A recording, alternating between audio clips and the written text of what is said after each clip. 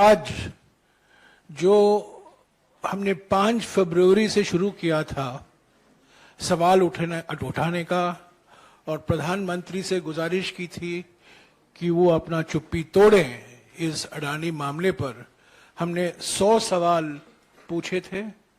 उसका जो एक बुकलेट भी तैयार किया गया है और उसका भी आज विमोचन हम करेंगे।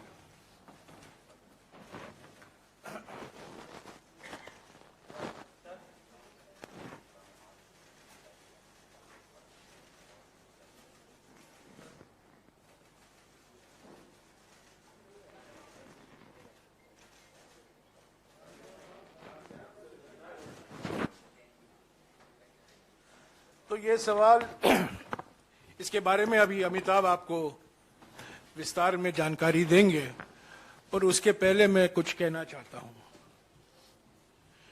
कल शाम को आपको जानकारी होगी कि सभी की ओर से एक कंसल्टेशन पेपर प्रकाशित किया गया। कल शाम को 31 मई को, और इसका एक इतिहास है।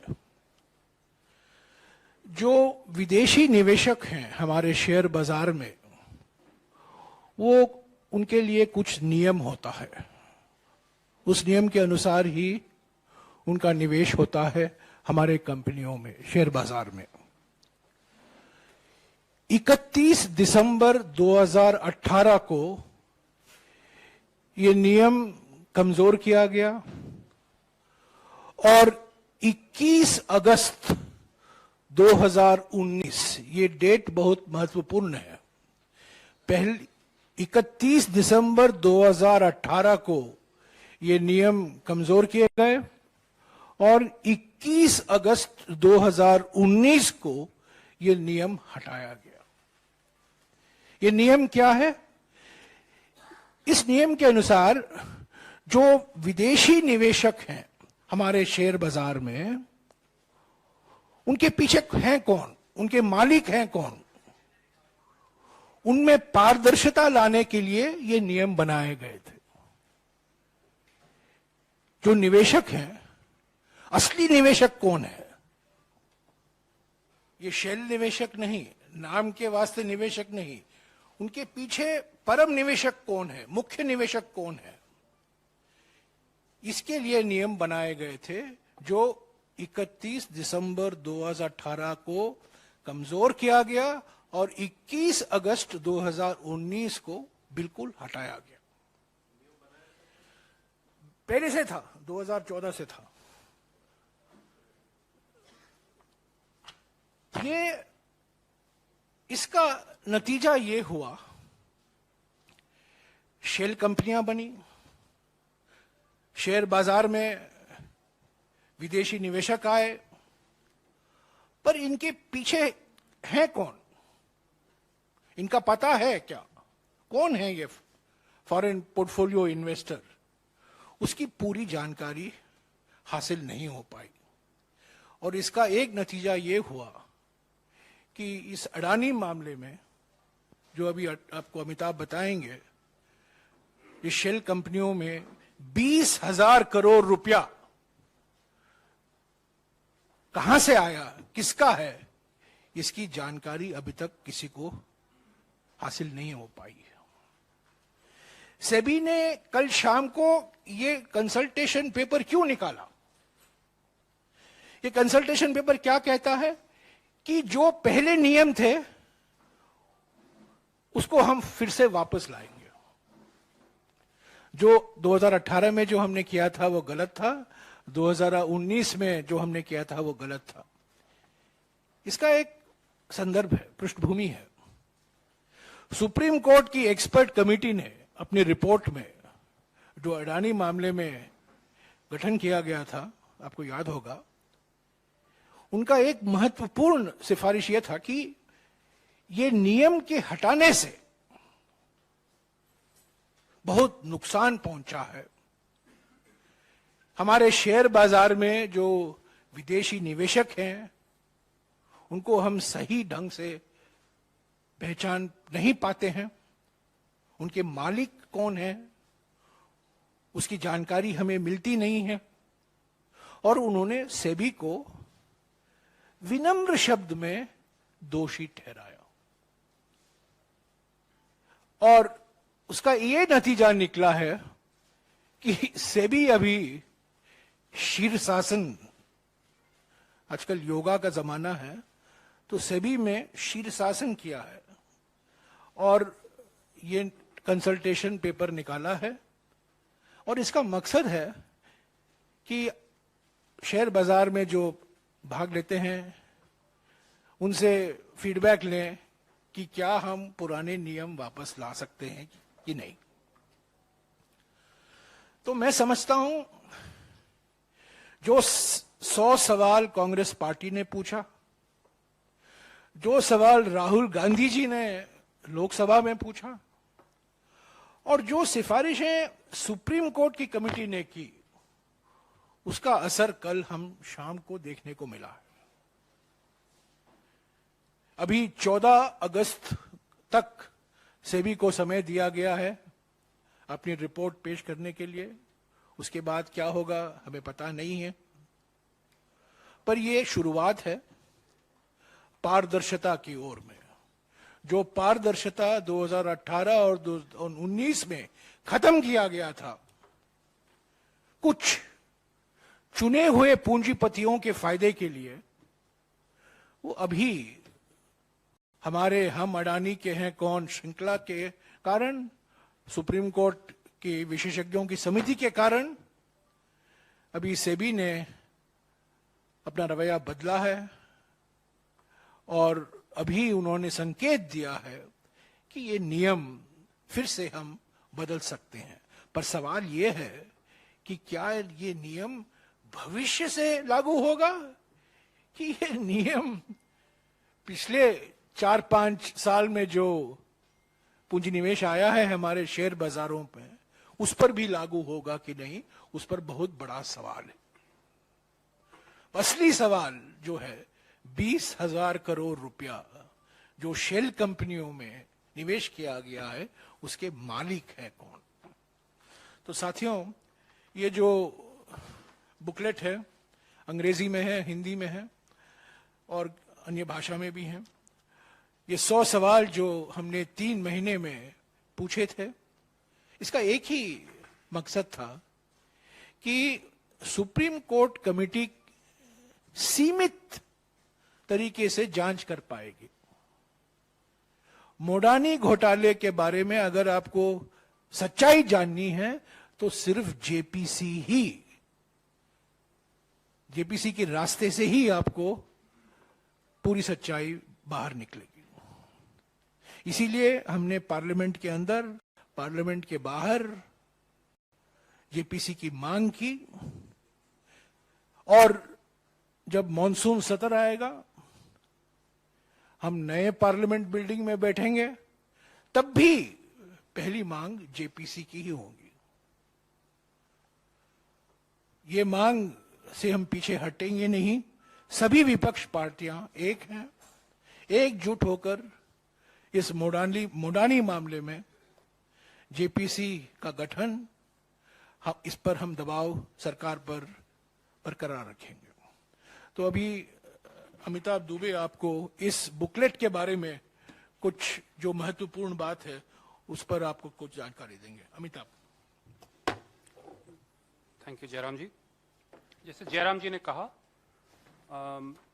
5 फरवरी से हमने प्रधानमंत्री नरेंद्र मोदी जी से 100 सवाल पूछे थे इस श्रृंखला में। एक जवाब अभी तक आया नहीं है, लेकिन हमने इन सवालों को इस बुकलेट में एक साथ रखा है। मैं संक्षिप्त में आपको आउटलाइन कर देता हूं इस बुकलेट के अलग अलग सेक्शंस में हमने क्या डाला है। पहला सेक्शन है अडानी समूह के खिलाफ आर्थिक अपराधों के गंभीर आरोप। पहला सवाल या पहला ग्रुप ऑफ क्वेश्चंस है ऑफशोर शेल कंपनियों से संबंधित, शेयरों में हेराफेर और विनोद अडानी का इसमें योगदान क्या है, इसके बारे में सवाल हैं। दूसरा है एफपीओ के लिए निवेशकों पर दबाव बनाना। जो 20,000 करोड़ का एफपीओ था जो फेल हो गया, उसमें किस प्रकार का दबाव किसने डाला, सरकार के किन सीनियर मिनिस्टर्स ने डलवाया, फोन कॉल्स कहां से आए, इनके बारे में कुछ सवाल हैं। तीसरा है जनता और नियामकों से झूठ बोलना, कि एक उदाहरण है कि विनोद अडानी का क्या रिश्ता है इन कंपनियों में। हर महीने इनकी कहानी बदलती गई, कभी कहा वो प्रमोटर हैं, कभी कहा इनका कोई रिश्ता नहीं है। तो इस बात को साफ करने के लिए हमने कुछ सवाल पूछे थे।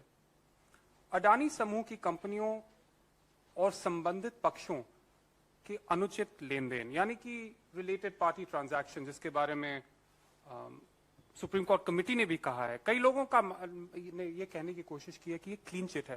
पहली बात है कि ये रिपोर्ट अडानी के बारे में कुछ कहती नहीं है, वो क्लीन चिट का सवाल उठता ही नहीं। अगर किसी का क्लीन चिट है तो सेबी के बारे में क्लीन चिट दिया गया है। और जैसे कि जयराम जी ने बताया, अजीब सा क्लीन चिट है कि क्लीन चिट दिया जाता है कि there has been no regulatory failure, और 2 हफ्ते बाद सेबी का एक पेपर आता है कि हम नियमों को कैसे स्ट्रेंथन कर सकते हैं। तो इसके बारे में भी कई सवाल हैं। और इस सेक्शन का 5वां है विदेशी नागरिकों के साथ संबंध। चैंगचुंग लिंग के बारे में हमने बात की है। चीनी नागरिक जो इन बिजनेसेस में मिले जुले हैं, जिनके खिलाफ चार्जशीट्स लगाए गए हैं पहले अगुस्ता वेस्टलैंड केस में, और भी अलग आरोप हैं, इनके बारे में सवाल है। दूसरा सेक्शन है मोदी सरकार द्वारा राष्ट्रीय संपत्ति का हस्तांतरण। एयरपोर्ट्स के बारे में तो हम सब जानते हैं कैसे मोनोपोली बनवाई गई इनकी। पोर्ट्स में भी इनकी मोनोपोली लगातार बढ़ती जा रही है। 30% पोर्ट बिजनेस देश का इनके हाथ में है, 40% इनका डिक्लेयर्ड गोल है। कृषि काले कानून, किस प्रकार काले कानून के माध्यम से इन्हें कृषि उद्योग, कृषि से संबंधित जो व्यापार है उनको सौंपने की कोशिश की थी। पावर और ऊर्जा, राष्ट्रीय सुरक्षा, अचानक से इजराइल और इंडिया के बीच, भारत के बीच जो भी डिफेंस रिलेशनशिप है, किस प्रकार एक के हाथ में डाली रिलेशनशिप एक हाथ में डाली जा रही है। और शहरी विकास, अर्बन डेवलपमेंट के काफी कॉन्ट्रैक्ट्स हैं। तीसरा सेक्शन है मोदी सरकार द्वारा विदेश नीति का दुरुपयोग। बांग्लादेश, इजराइल के बारे में तो मैं बता चुका आपको। रूस, इटली, श्रीलंका। बांग्लादेश में जो पावर गोड्डा, झारखंड गोड्डा में एक पावर स्टेशन है, जिसके बारे में अनेक आरोप लगाए गए हैं। एक मुख्य आरोप यह है कि जो परमिशंस दी गई हैं, जो नियम बदले गए इस पावर प्लांट से संबंधित, उससे झारखंड की आवाम को 7,400 करोड़ का घाटा हुआ है। उनकी पावर की कीमत 7,400 रुपए बढ़ी है।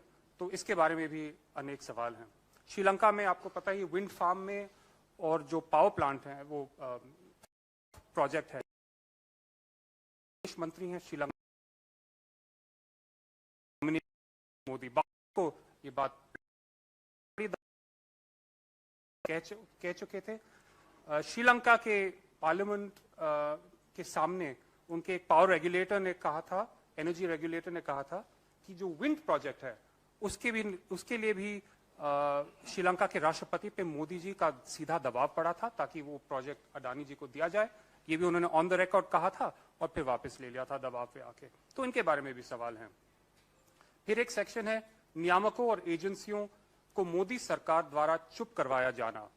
आप सबको पता है कि ईडी और सीबीआई और अनेक एजेंसियां जो हैं, जांच एजेंसियां हैं इंडिया की, कितनी एक्टिव रहती हैं जब विपक्ष का सवाल होता है, जब विपक्ष के नेताओं पे जांच होती है। एक आंकड़ा आप सबने देखा होगा कि यूपीए के शासनकाल में लगभग 40, 50, 55% केसेस विपक्ष के खिलाफ होते थे, ईडी के और सीबीआई के, और मोदी जी के शासनकाल में 95% विपक्ष के खिलाफ हैं। तो ये बायस साफ दिखाई दे रहा है। और ये एजेंसियां जो है अडानी घोटाले, अडानी महाघोटाले में क्यों सोई पड़ी हैं, ये सवाल हमने उठाया है। आखिर में आते हैं भारत के लोगों का नुकसान।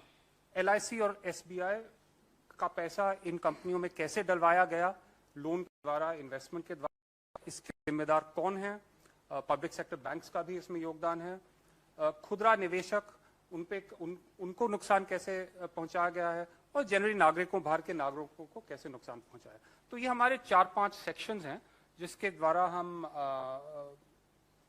न सिर्फ अडानी जी बट प्रधानमंत्री नरेंद्र मोदी से सीधा सवाल कर रहे हैं कि आपका इसमें क्या योगदान है, आपने इनको ऐसे इनेबल क्यों किया है। तो ये हमारा ओवरऑल ब्रोशर है और अभी तक जवाब नहीं मिले हैं किसी के, और हमारा मानना है कि जवाब मिलने भी नहीं वाले। इसलिए इसका एक ही उपाय है कि एक जॉइंट पार्लियामेंट्री कमेटी का गठन हो, जिसके माध्यम से हम न सिर्फ वो विषय जो एक्सपर्ट कमेटी जो जिनका लिमिटेड रिमिट था, लेकिन विस्तार से इसकी जांच हो पाए। Thank you.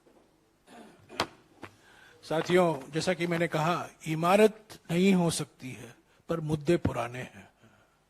इमारत नहीं है पर मांगे पुराने हैं। जेपीसी की मांग हमारी रहेगी। सभी विपक्ष पार्टियों की ओर से मॉनसून सत्र में भी यही सवाल उठाया जाएगा और हम उम्मीद करते हैं कि 14 अगस्त तक जो सेबी की ओर से सुप्रीम कोर्ट को उनको रिपोर्ट पेश करना है, उसके बाद भी कुछ कई सवाल उठेंगे। तो ये मामला अभी चलता रहेगा पर इमारतें बदलते रहेंगी।